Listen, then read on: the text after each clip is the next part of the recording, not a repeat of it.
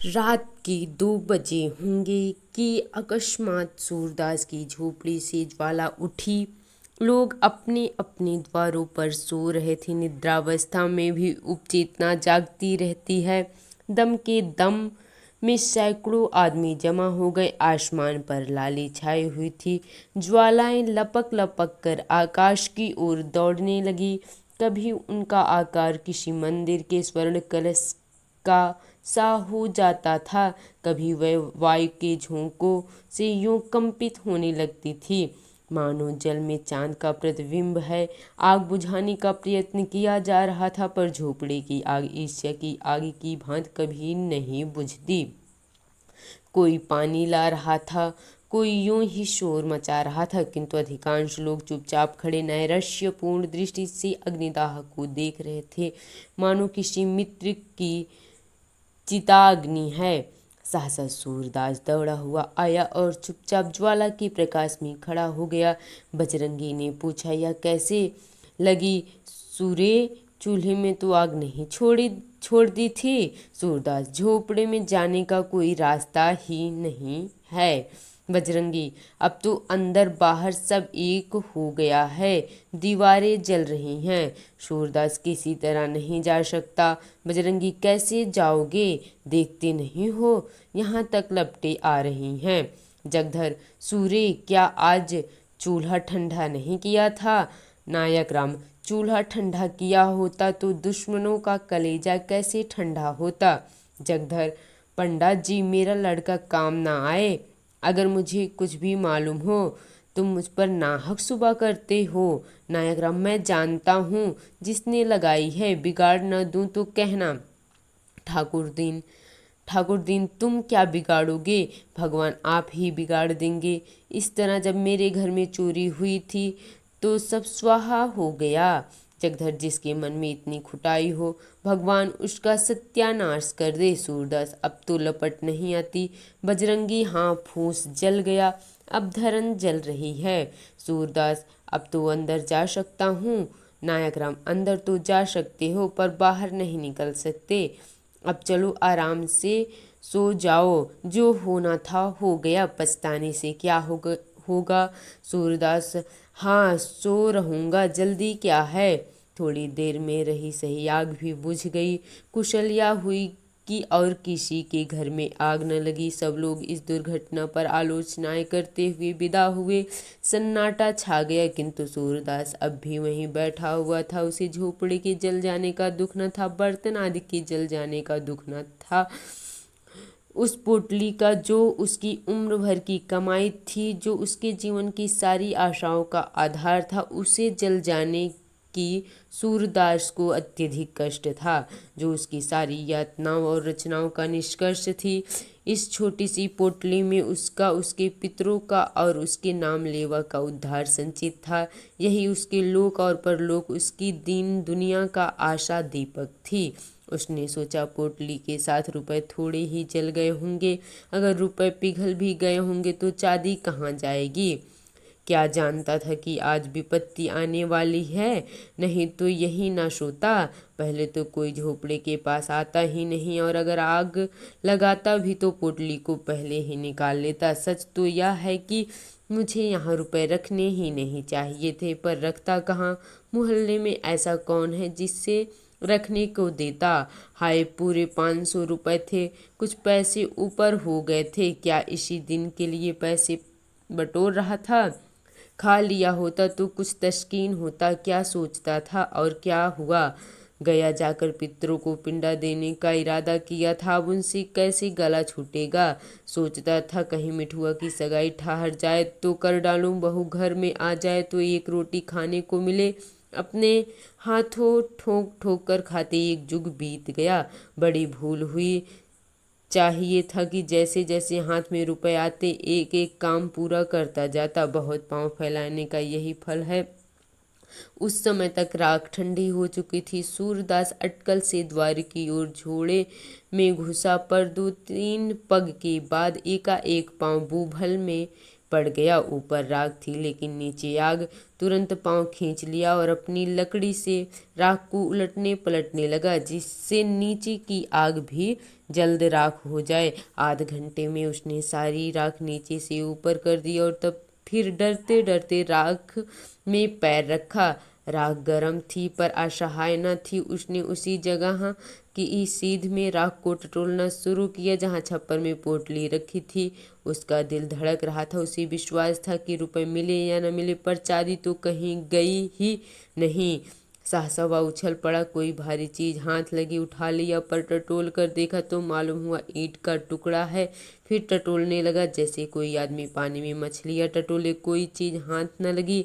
तब तो उसने नैराश्य की उतावली और अधीरता के साथ सारी राख छान डाली। एक एक मोटी राख हाथ में लेकर देखी। लोटा मिला, तवा मिला, किंतु पोटली ना मिली। उसका वह पैर जो अभी तक सीढ़ी पर था फिसल गया और अब वह अथाह गहराई में जा पड़ा। उसके मुख से सहसा एक चीख निकल आई। वह वही राख पर बैठ गया और बिलख बिलख कर रोने लगा। यह फूस की राख न थी, उसकी अभिलाषाओं की राख थी। अपनी बेबसी का इतना दुख उसे कभी ना हुआ था। तड़का हो गया। सूरदास अब राख के ढेर को बटोर कर एक जगह कर रहा था। आशा से ज्यादा दीर्घजीवी और कोई वस्तु नहीं है। उसी समय जगधर आकर बोला, सूर्य सच कहना, तुम्हें मुझ पर तो शुबा नहीं है। सूर्य को शुबा तो था, पर उसने से छिपा कर कहा, तुम्हारे ऊपर क्यों शुबा करूंगा?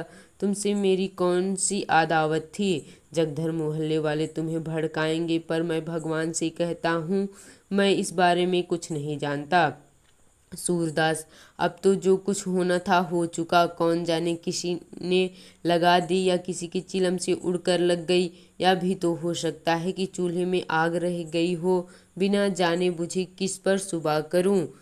सूरदास, जगधर, इसी से तुम्हें चिता दिया कि कोई सुबह में मैं भी ना मारा जाऊं। सूरदास, तुम्हारी तरफ से मेरा दिल साफ है। जगधर को भैरव की बात से अब यह विश्वास हो गया कि यह उसी की शरारत है। उसने सूरदास को रुलाने की बात कही थी, उस धमकी को इस तरह पूरा किया। वह वहां से सीधे भैरव के पास गया। वह चुपचाप बैठा नारियल का हुक्का पी रहा था, पर मुख से चिंता और घबराहट झलक रही थी। जगधर को देखते ही बोला, कुछ सुना? लोग क्या बातचीत कर रहे हैं? जगधर, सब लोग तुम्हारे ऊपर सुबह करते हैं। नायक राम की धमकी तो तुमने अपने कानों से सुनी। भैरव, यहाँ ऐसी धमकियों की परवाह नहीं है। सबूत क्या है कि मैंने लगाई? जगधर, सच कहो, तुम्ही ने लगाई? भैरव, हाँ, चुपके से एक दिया सलाई लगा दी। जगधर, मैं कुछ पहले ही समझ गया था, पर यह तुमने बुरा किया। झोपड़ी जलाने से क्या मिला? 2-4 दिन में फिर दूसरी झोपड़ी तैयार हो जाएगी। भैरव, कुछ ही दिल की आग तो ठंडी हो गई। या देखो। यह कहकर उसने एक थैली दिखाई जिसका रंग धुएं से काला हो गया था। जगधर ने उत्सुक होकर पूछा, इसमें क्या है? अरे, इसमें तो रुपए भरे हुए हैं। भैरव, यह सुभागी का बहका ले जाने का जारीबाना है। जगधर, सच बताओ, ये रुपए कहाँ मिले? भैरव, उसी झोपड़े में बड़े जतन से धरन की आड़ में रखे हुए थे। पाजी रोज राहगीरों को ठग ठग कर पैसे लाता था और इसी थैले में रखता था। मैंने गिने हैं, 500 से ऊपर है। न जाने कैसे इतने रुपए जमा हो गए। बच्चों को इन्हीं रुपयों की गर्मी थी, अब गर्मी निकल गई। अब देखूं किस बल पर उछलते हैं। बिरादरी को भोज भात देने का सामान हो गया, नहीं तो इस वक्त रुपए कहाँ मिलते? आजकल तो देखते ही हो, बल मटेरों के मारे बिक्री कितनी मंदी है। जगधर, मेरी तो सलाह है कि रुपए उसे लौटा दो। बड़ी मशक्कत की कमाई है, हजम न होगी। जगधर दिल का खोटा आदमी नहीं था, पर इस समय उसने यह सलाह उसे नेक नियति से नहीं, हसद से दी थी। उसे यह सहाय था कि भैरव के हाथ इतने रुपए लग जाएं। भैरव आधे रुपए उसे देता तो शायद उसे तस्कीन हो जाती, पर भैरव से यह आशा न की जा सकती थी। बेपरवाही से बोला, मुझे अच्छी तरह हजम हो जाएगी। हाथ में आए हुए रुपए को नहीं लौटा सकता। उसने तो भीख मांगकर ही जमा किए हैं। गेहूं तो नहीं तौला था। जगधर, पुलिस सब खा जाएगी। भैरव, सूर्य पुलिस में ना जाएगा, रो धोकर चुप हो जाएगा। जगधर गरीब की हाय बड़ी जानलेवा होती है। भैरव वाह गरीब है, अंधा होने से ही गरीब हो गया। जो आदमी दूसरों की औरतों पर डोरे डाले, जिसके पास सैकड़ों रुपए जमा हो, जो दूसरे को रुपए उधार देता हो, वह गरीब है। गरीब जो कहो तो हम तुम हैं। घर में ढूंढ आओ, 1 रुपया ना निकलेगा। ऐसे पापियों को गरीब नहीं कहते। अब भी मेरे दिल का कांटा नहीं निकला। जब तक उसे रोते ना देखूंगा यह कांटा ना निकलेगा। जिसने मेरी आबरू बिगाड़ दी, उसके साथ जो चाहे करूं, मुझे पाप नहीं लग सकता। जगधर के मन में ईश्वर का अंकुर जमा हुआ। भैरव के घर से लौटा तो देखा कि सूरदास राख बटोर कर उसे आटे की भांति गूंथ रहा था। सारा शरीर भस्म से ढका हुआ और पसीने की धार निकल रही है। बोला, सूर्य क्या ढूंढते हो? सूरदास, कुछ नहीं, यही रखा ही क्या था, यही लोटा तवा देख रहा था। जगधर, और वह थैली किसकी है जो भैरव के पास है? सूरदास चौंका। क्या इसलिए भैरव आया था? जरूर यही बात है। घर में आग लगाने के लिए पहले रुपए निकाल लिए होंगे। लेकिन अंधे भिखारी के लिए दरिद्रता इतनी लज्जा की बात नहीं है जितना धन।